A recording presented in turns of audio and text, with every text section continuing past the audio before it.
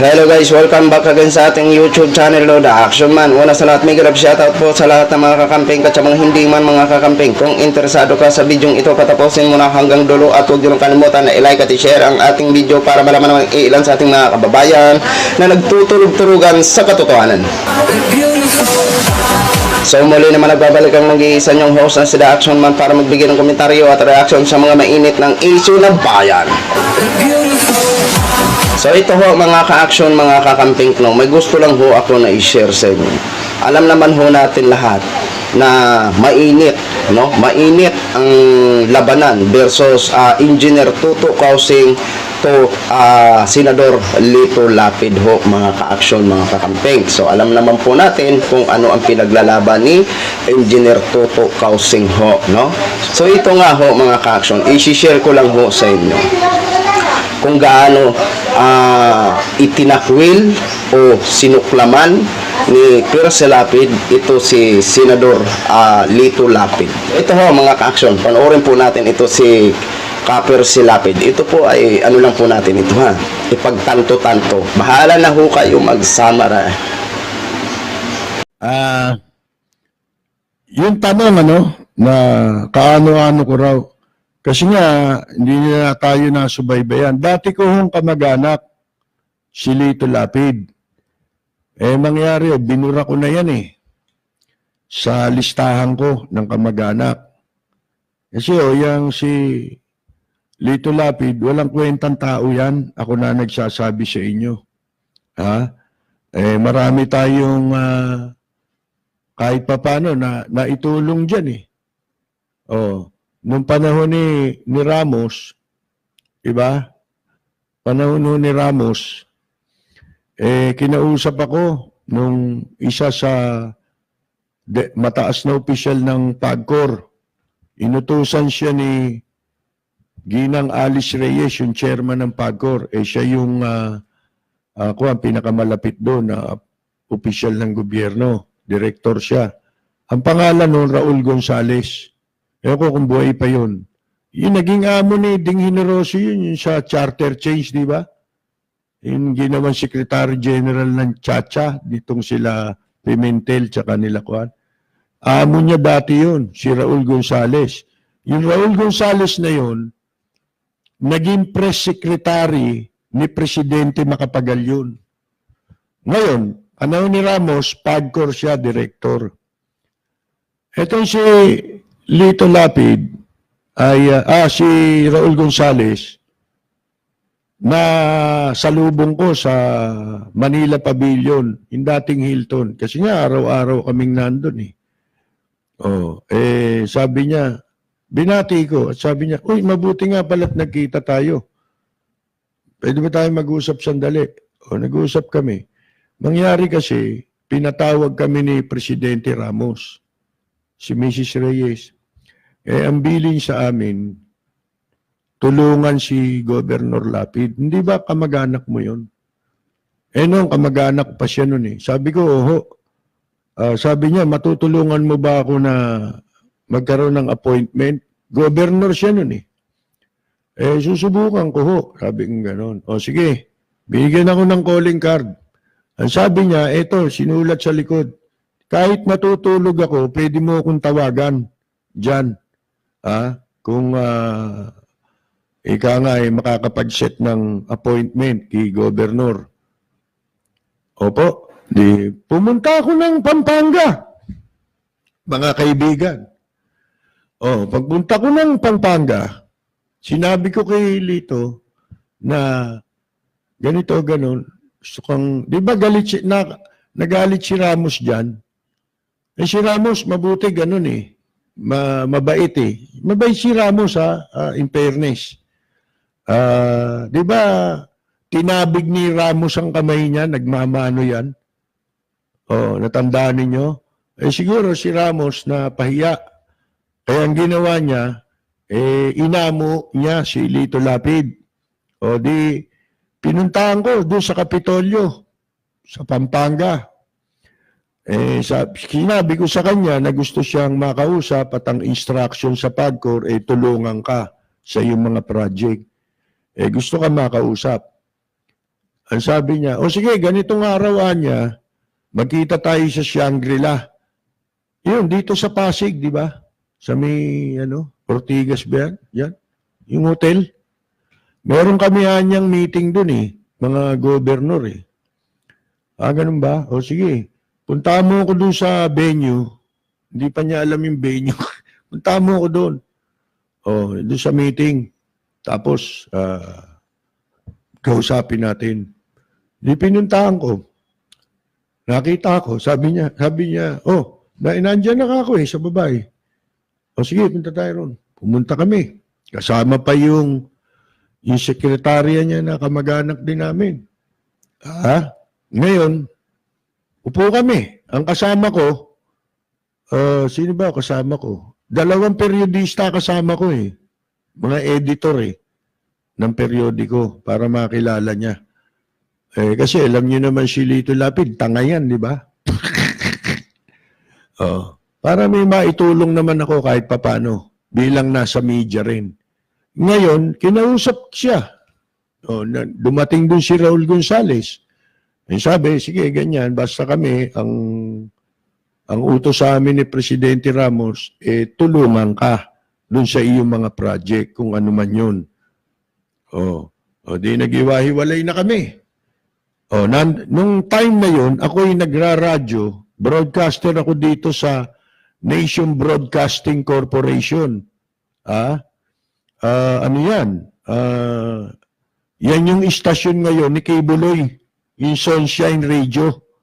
Pero that time, ang pangalan niyan Nation Broadcasting Corporation. The biggest network sa Pilipinas. Kasi lahat ng probinsya meron yan. Mas marami pang istasyon yan kaysa sa gobyerno. Yan ang pinakamalaki, mga kaibigan. Kahit na anong istasyon dito, yun ang pinakamarami. Ultimo sa bundok yata, may istasyon yun. Ngayon, nagpo-programa ako ron. Doon ko nagiging panauhin si Presidente Gloria Macapagal Arroyo, natatakbo pa lang na senador nun. Nagpupunta sa akin yan doon. Ang programa ko ron, alas 7 yata ng umaga hanggang alas 9 ng umaga, pero may katandem ako. Ngayon, isang araw, nagpo-programa ako, dumating doon, isang kamag-anak namin. Inutusan ni Lito Lapid. May daladalang folder. Pinaghintay ko, pagkatapos ko, tsaka kami nag-usap. Sabi ko, ano ba ito? Ito yung pinadala ni Gob. Tinignan ko ngayon. Alam ba ninyo amount na nakasulat? Governor itong pinag-uusapan kasi sa Pampanga, may mga PAGCOR dyan di ba? Kaya yung PAGCOR, kung sino yung local officials doon, nagbibigay sila talaga ng tulong. Pero ito, instruction ni Presidente Ramos ito Di ba? Mas matindi ito. Yung obligasyon nila, ano yun karaniwan yun Ito, instruction ni Presidente Ramos. Ngayon, sabi ko, alam niyo kung magkano ang project? 1 million. Sabi ko, ibalik mo to. Kasi kako, ano ba yung 1 million? Barya yan. Baka pagtawanan pa tayo dyan. Sabi kong ganun, palakihan mo.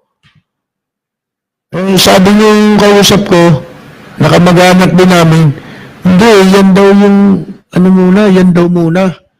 Ganun ba? O di sige. Sinabmit ko. Mga kaibigan, sa PAGCOR, ako nagdala. Sabihin niyo kung masamang tao ko. Dinala ko ron. Pagkatapos, siguro mga 2 weeks after, hindi ko pinapansin, naantay kong baka tumawag sa kanila o after 2 weeks, dumating si Lito Lapid doon sa pavilion. Sabi ko nga, di ba, tambayan namin yun. Pagagaling ko ng istasyon sa umaga, doon ang tuloy ko. Ngayon, dumating si Lito Lapid. Nakita ngayon ako, sabi niya, ba't nandito ka? Hindi niya alam, istambayan ko yun. Sabi ko, alam ko ako, darating ka Kasi Pampanga Festival, dun sa restaurant ng Holiday Inn, Manila Pavilion. So kung Pampanga Festival, yung official invited nila. Si Lito Lapid yun at saka si Cielo Salgado. Macapagal Salgado, kapatid ni Presidente Gloria Macapagal Arroyo. Oh, hindi pa presidente nung si Ate Glo. Ngayon, di nakaupo sila sa gitna. Bali ba, paparating yung Amerikano, nakita siya nung manager, si Phil Kennedy, kaibigan ko yun Ang laking lalaki nun. Parating ng gano'n, nakita ni Lito Lapid. Bigla ako niyaya doon sa isang bar doon, sabi, halika, dito muna tayo maupo.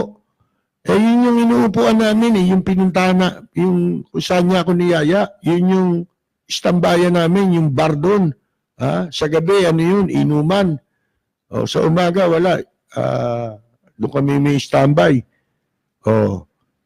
Mupo kami sandali. Pagkatapos, dumating yung mga receptionist ng hotel. Kilala nila ako. Sabi, Percy, sabi mo kay Gob, mag-uumpisa na yung program. Sige nga ako. Liga na, pumunta na tayo ron. Dito na tayo dumaan. May isang pintuan doon Diretso sa restaurant Doon ko dinaan. Sabi pa ni Loco, yabang.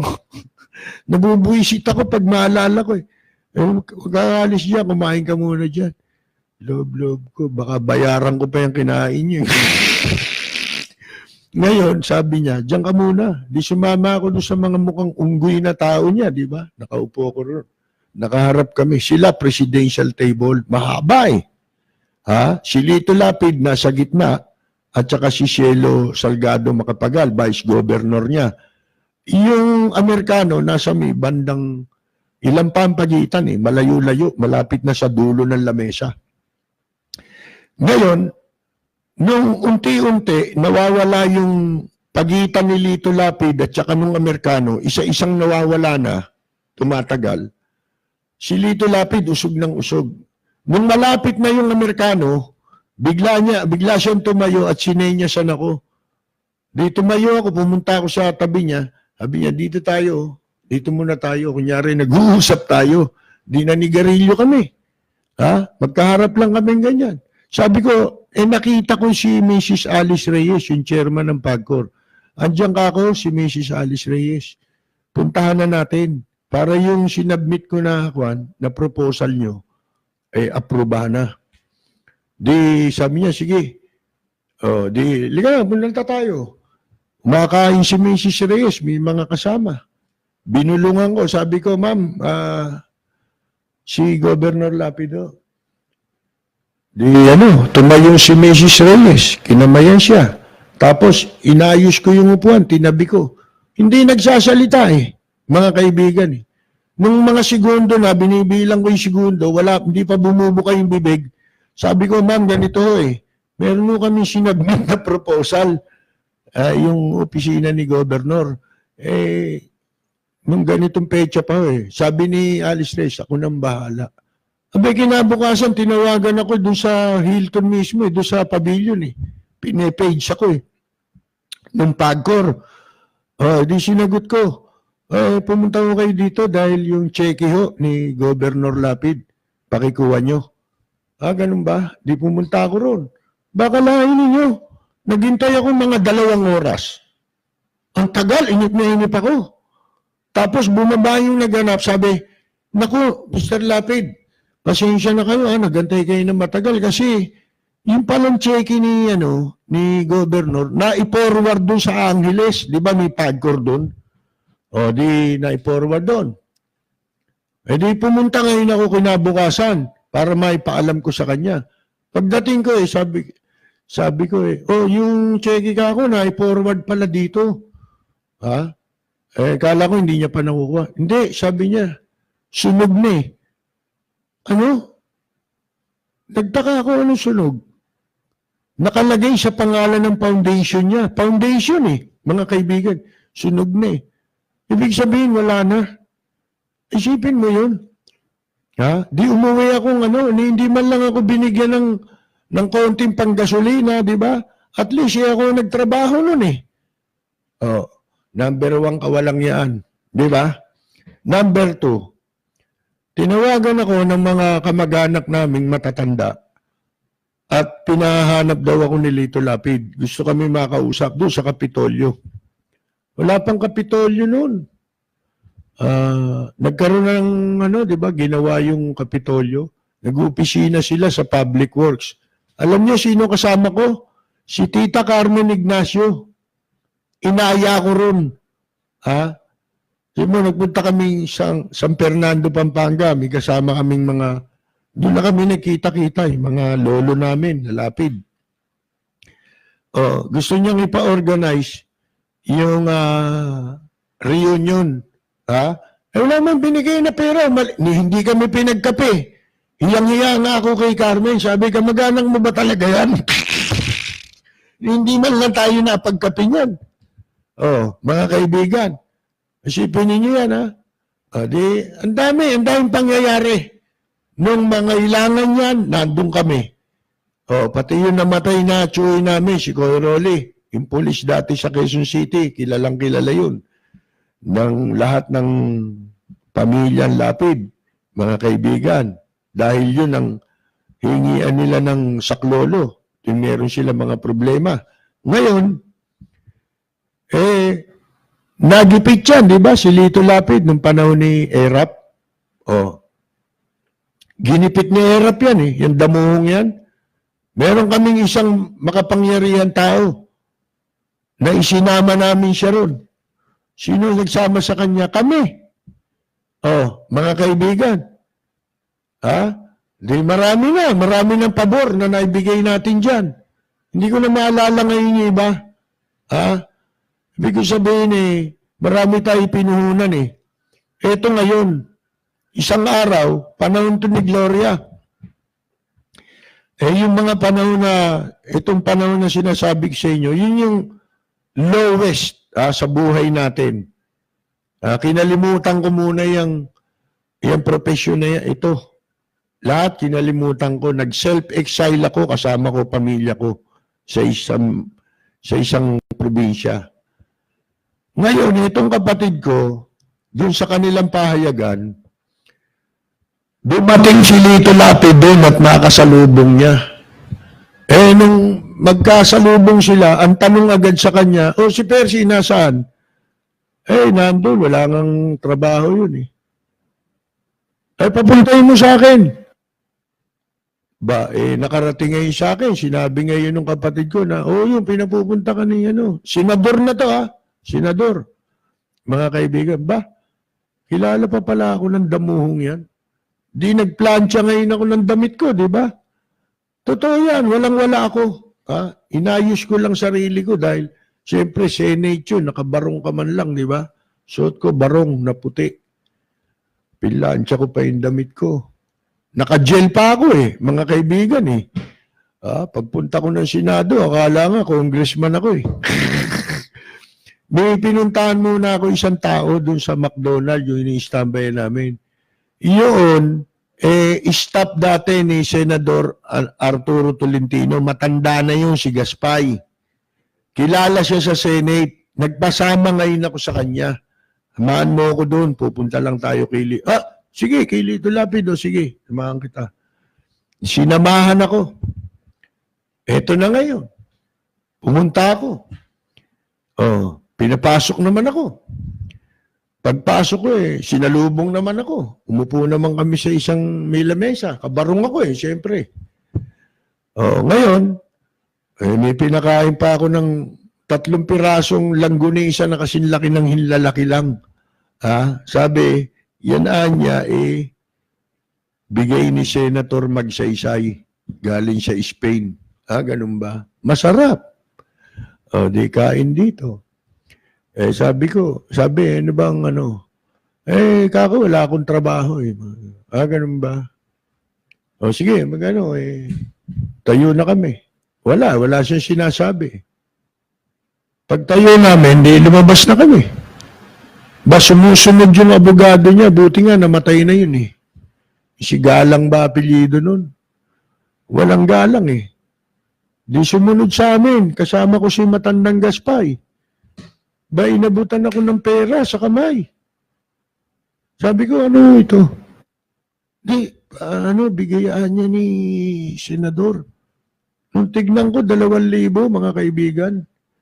Sabi ko rin sa abogado, kinuha ko yung kamay niya, binalik ko, sabi ko, pakisabi mo kay Senator Lapid, salamat na lang, ha? Sa'yo na lang yan, kako. Wala akong pera nun, ha? O, isipin ninyo, sa totoo lang, wala akong pamasahe. Mabuti kasama ko yung matanda. Yun ang nautangan ko ng pamasahe para akong makauwi ulit sa malayong lugar. Isipin nyo kung di gago yung animal na yan, mga kaibigan. Nananahimik ako mag-isa eh. Di ba? Oh, patatawag mo ko, wala ka naman palang gagawin. Wala ka naman palang magagawa. Eh di walang hiya, mga kaibigan. Talagang yung pwesto, para sa kanya lang yan.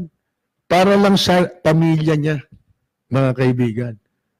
Maraming galit na tao dyan.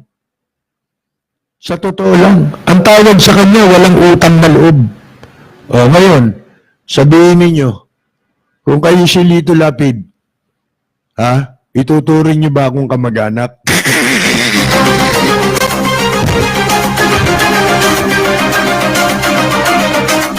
Ngayon yung sabihin niya, di ba? O, mga kaibigan, marami pa hindi ko lang maalala ngayon eh. Mga atraso niya, no? Damuho na yan, mga kaibigan. Eh, pinagbabanatan ko na. Nakahawak ako ng ballpen at saka ng papel. Nagkaroon ako ng kolom, ha? Isang tabloid na pipitsugin ito, mga kaibigan. Ha? Ang sirkulasyon eh, 200 yatang piraso. Aba eh, pinag-practicean ko na yon dahil di naman ako nagsusulat, doon ako nagsulat, no? Hanggang para makabalik ako. O, unang-unang topic ko, si Lito Lapid. Akalain ninyo, yung palang 200 kopya na yon, may nakarating sa kanya, siguro yung anak niya, itong maan na to. Kasi nag-i-standby ako sa immigration, may kopya ng dyaryo namin. Palagay ko, yun ang nakakuha. Binigay sa kanya yung kopya, mga kaibigan.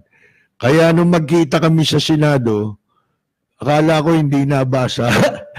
May kasama ako nanghihingi ng tulong. Isang dating dating empleyado, broadcaster ng ABS-CBN na natanggal doon, merong problema, merong may sakit, wala akong maitulong, pareho kami patay gutom, nagbabalik pa lang ako noon, sasamahan ko sana siya ron para maihingi ko ng tulong siya. Ha? Hindi na ako pinansin eh. Sabi ko, Liana, lumayas na tayo rito. Walang yan tao eh. Mapagtanim yung hayop na yan. Siya na niya atraso, siya pagalit. Walang niya eh. Ang gusto niyan eh, maging utang na loob ng lahat sa kanya eh, kung sino siya. Gago. So, ngayon yung tanong kung ako kamag-anak ni Lito Lapid.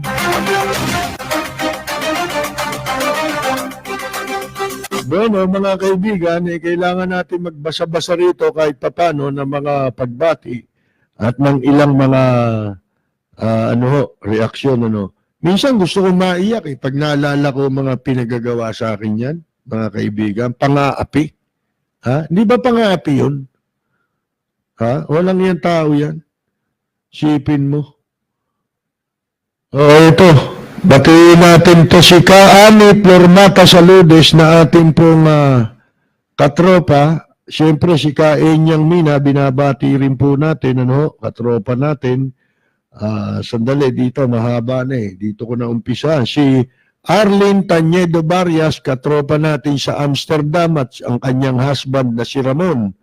Si John Panopio ng Australia. Si Chodora Alcairo. Si Bing Ruiz. Si Kamaita Basilio, nakatropa naman natin sa Geneva, Switzerland. Si Peya Peya,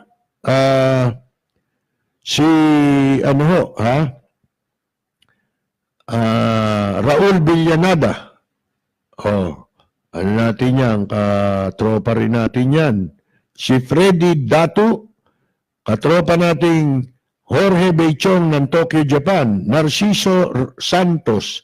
Wala po akong masabi sa Pangulo. Oh, kundi po siya kasabwat. Talagang utuin po talaga siya. Si Nelson po ito ng Giginto. Si Hector Ponasier ng Texas. Si RJ Rivera, nanonood po sa atin.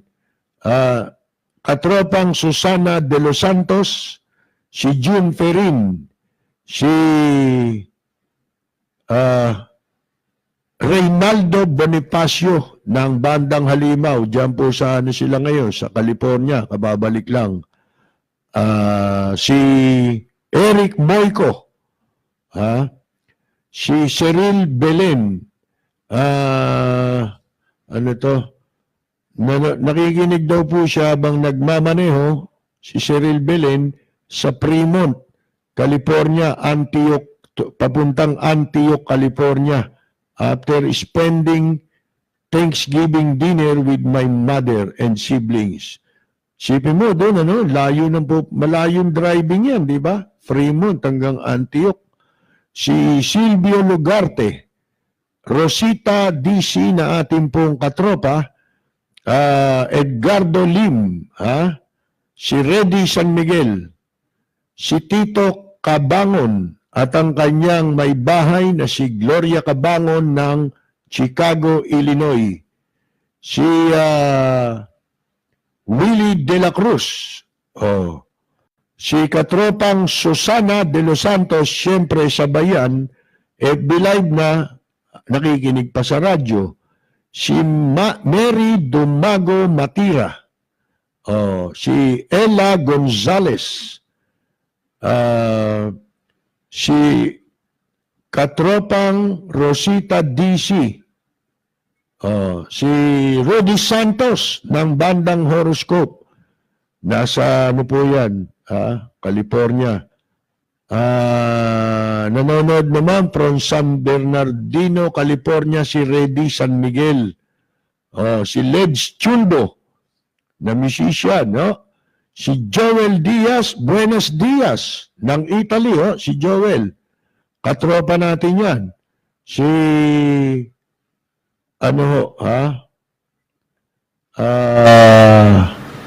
Jojo Aceveda Baculo, watching from Italy.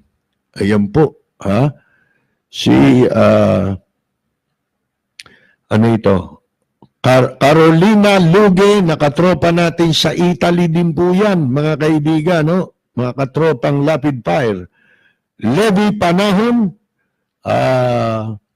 si Bislog Batak, ng Doha, Qatar.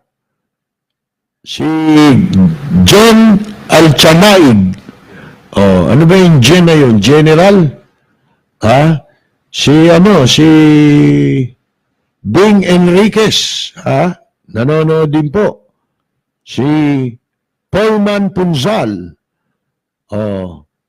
Si Rosemary Victoria Court, na ating pong katropa at dati nating kasama yan sa jamming, live jamming ng Lapid Fire, di ba ho? Bakit pati Bagyo di nakikiayon sa SEA Games? Hope lumihis ang direksyon ng Bagyo pag pumunta sa China Sea. Sana nga, no? Eden Cruz pa yun, kasi para hindi naman masayang yung pagod ng lahat ng atleta. Di ba? Ano yan Pinaghanda ang mabuti ng mga atleta yan si Eden Cruz Payumo ng US of A, Nestor Estrella, isang veteran musician sa Taiwan, mga kaibigan. Si Vanessa Rivera, si Janet T,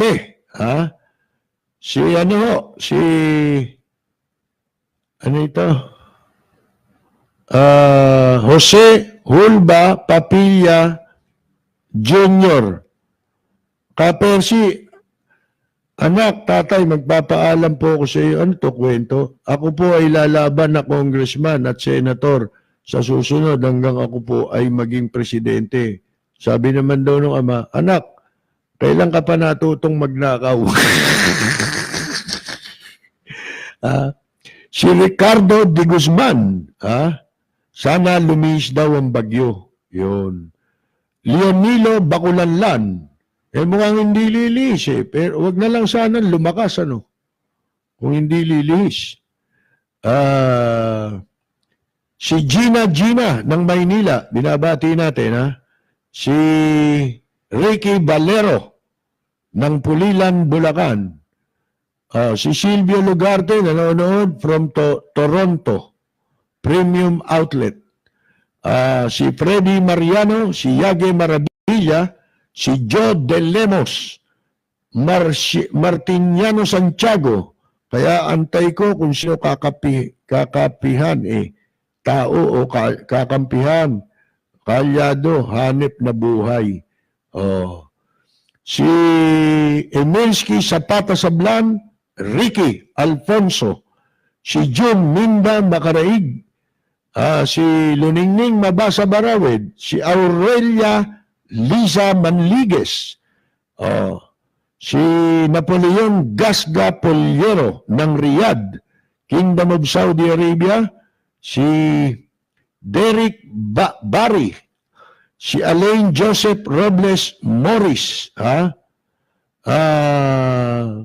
si LV de Guzman, si Leo Villena, Rafael Joaquin, Edwin Angara ng Perth, Australia, si Aurora Lim ng New Jersey, si Larry Atanasio, si Cherry R. Noblesada.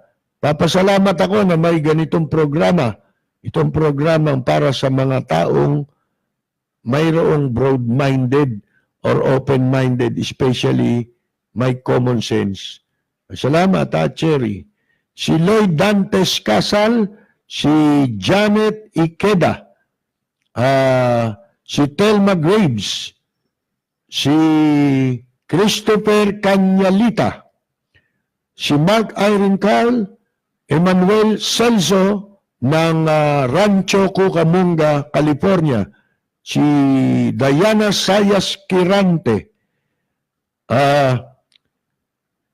Ria Duque Paulite, yan, si Al Mendez Hector, nakasama ko yan sa DCME, naging close kami ni Al Mendez, mabait sa akin yun si Al Mendez. Hanggang sa bago na mata yun.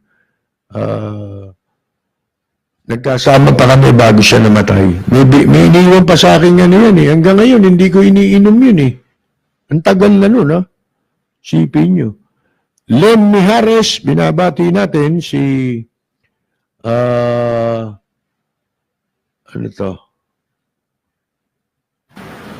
Sandali busin natin ito. Si Paterno Limcauco Jr., binabati po natin, nasa US of A niya. Si Ray Ramos, si Rega Salvador ng Bulacan, Boyet Potenciano ng San Diego, California, Emily Cruz Gebana, si Connie Geng Nagel from Greenwoods, Dasma, Cavite, si Margie Lopez watching from Milan, Italy, Luz Bimin Romana, si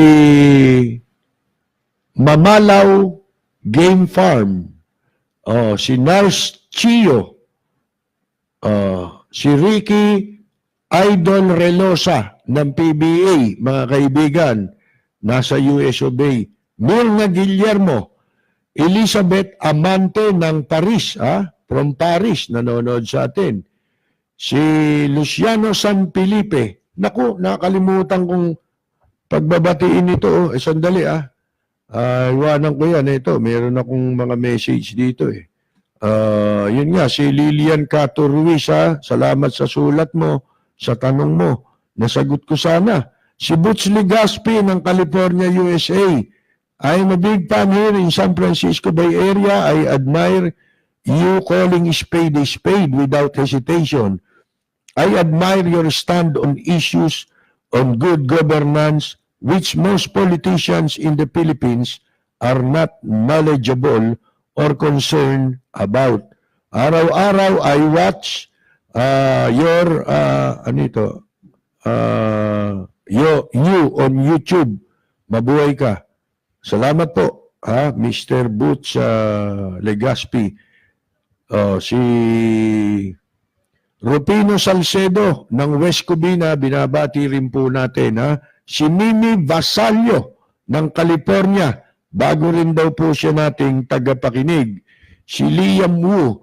Siyempre, si Lolo Benamin Tado, si Lola Veronica Tado, ang pamilya Tado dyan po sa barangay Bagong Silangan, Quezon City. Pasensya na po sa mga hindi natin nabanggit. So yun na ho mga ka-action, mga kakamping no, napakinggan na po natin ang buong kwento kung paano itinakwil ni Percy Lapid ang kanyang pinsan na si Sinit Lito Lapid. Oh, di ba?